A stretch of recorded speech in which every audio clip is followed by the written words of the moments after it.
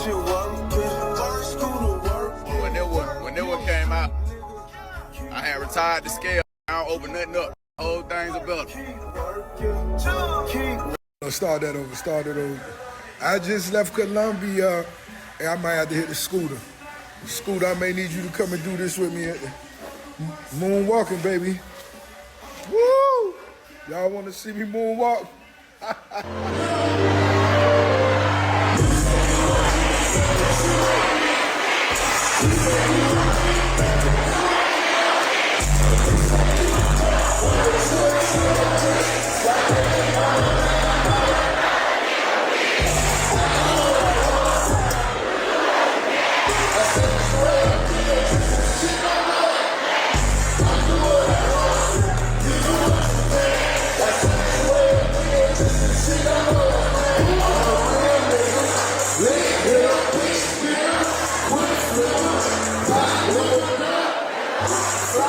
Poppin' fam, welcome back to the Guardian File, and I'm your host. Today we're diving deep into a story that's shaken up the music world and the ATL streets, the tragic passing of Young Scooter. Now, if you don't know who Young Scooter is, where you been? This ain't just a dude spitting bars. He's a powerhouse voice in hip, representing the grind straight out of Atlanta. But on what was supposed to be a celebration, his birthday, his life got tragically cut short. We're here to unpack every single layer of this somber event, reflecting on hip-hop news website updates, podcast clips from the Breakfast Club, and DJ Academics Takes Two. So grab your popcorn, sit tight, and let's dig in. Picture this: Friday night vibes, balloons, cake, and the anticipation of good times. Young Scooter was ready for a turn-up, and who wouldn't revel in that glory after all the hard work he put in? But suddenly all that energy turned upside down, flipping the script completely and setting off a chain of tragic events. An 11 call comes in, painting a scene so vivid you could practically see it play out on your favorite hip-hop daily segment. A woman allegedly being held at gunpoint, screams echoing, and panic rising. You feel me? I mean, that escalated quickly. The police rush onto the scene, lights flashing, sirens blaring, ready to handle what they think is a dire situation. But y'all, things ain't what they seem, and the truth starts unraveling like a poorly wrapped gift.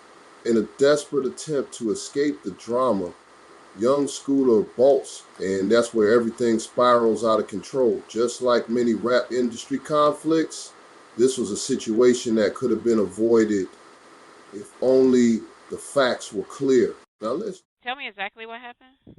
Okay, so I'm the neighborhood watch, and basically, like I said, these guys they're like selling drugs in and out of the house. All you see is guys coming in and out of the house with guns and stuff. They holding the guns in the air, and then it's like, I'm not sure if they're pimping, but it's the situation that's going on right now. This girl doesn't have on any clothes. They threw her outside. He was fighting the girl. He literally fought the girl. I'm not sure what they was fighting over. If they was fighting over drugs, that's what it sounded like. It sounded like they were fighting over drugs. And then they started shooting. She had someone come over there, and they started shooting.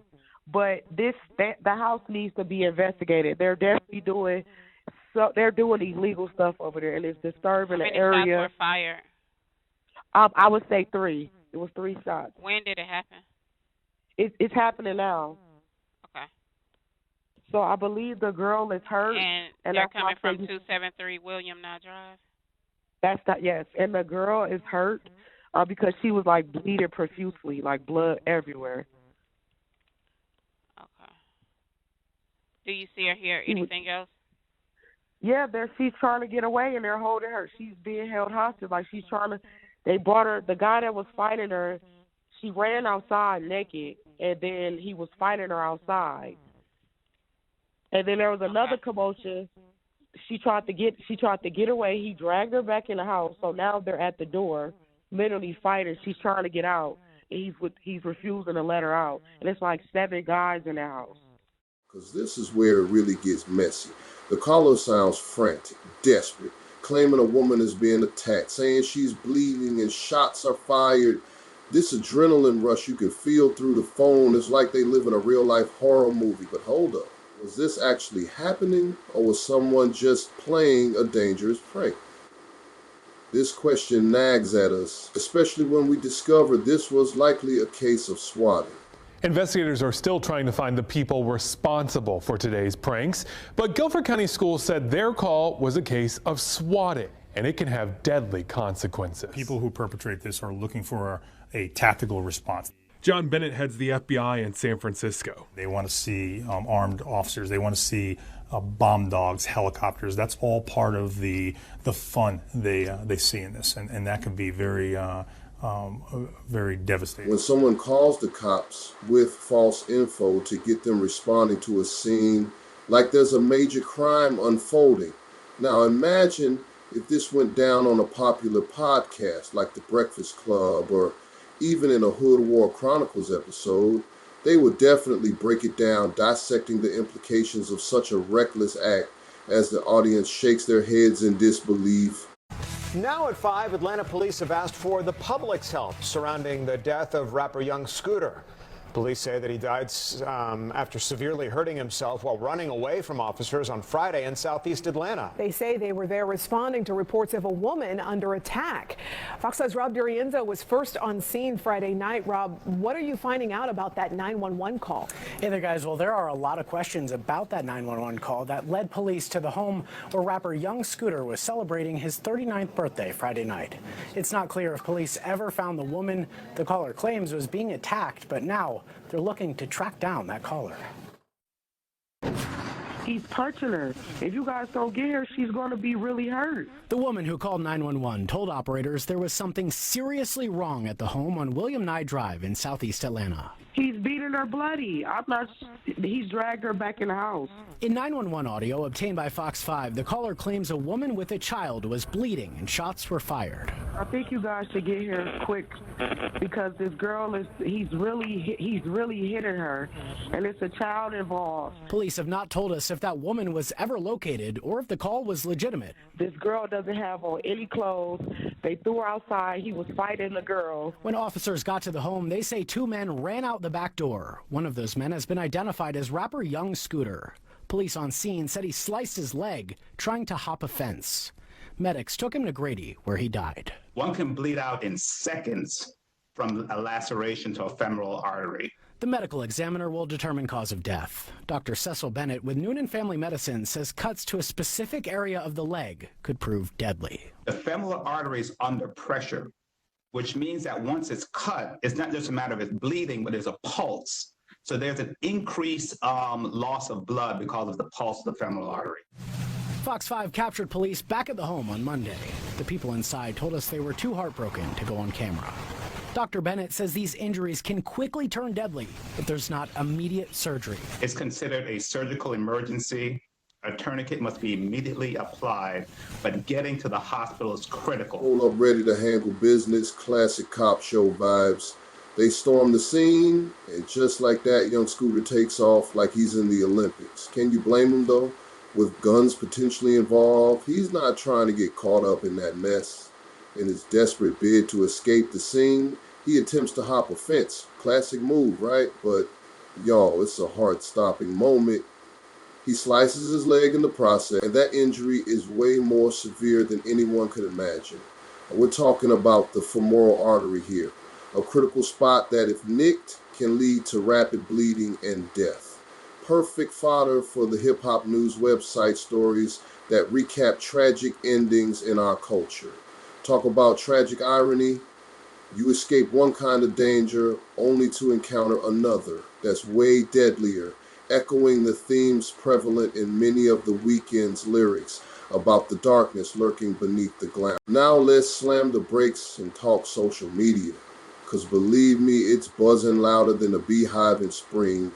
Once the news breaks, Twitter ignites with speculation like popcorn popping on a stovetop. Now they have a 5K reward out just for information of who this woman is, because imagine if they can sit down and have a conversation with her. Now they can kind of understand what led up to young Scooter feeling like he needed to run away from police. Users are typing faster than DG Academics can upload his latest video. And you know how it goes. Some believe he was shot, others insisting it's just a leg injury. The rumor mill doesn't sleep, but neither does the thirst for truth. Fans, friends, and hip-hop lovers are now in a frenzy trying to make sense of what actually went down. What I find fascinating, though, is how quickly narratives morph in an era of entertainment news consumption.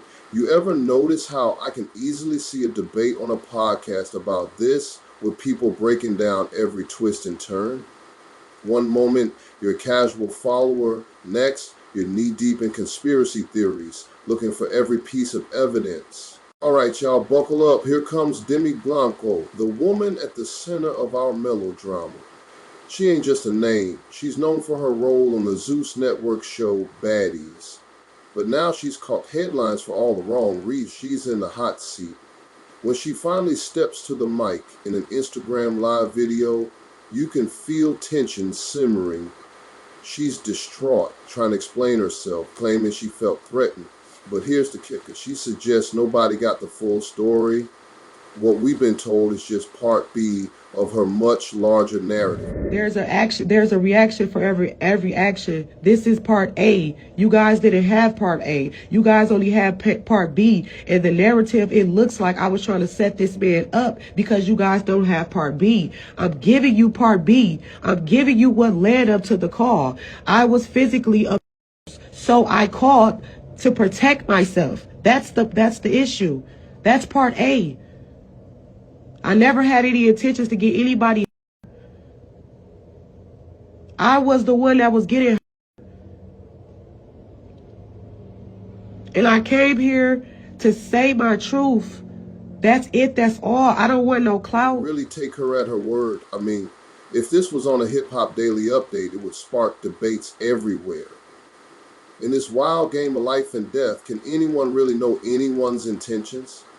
It's a twisting roller coaster of emotions where you can't help but feel for all involved, yet here we are questioning everything. Like, is this just another chapter in the ongoing Hood War Chronicles? Then enter stage left. Young Thug's swooping in to grab his phone and tweet out a statement that sends the hip-hop world ablaze. He drops a bombshell claiming young Scooter was shot, and let me tell you, when Young Thug speaks, people listen. He's got connections, insiders, and enough clout to make waves with a single word.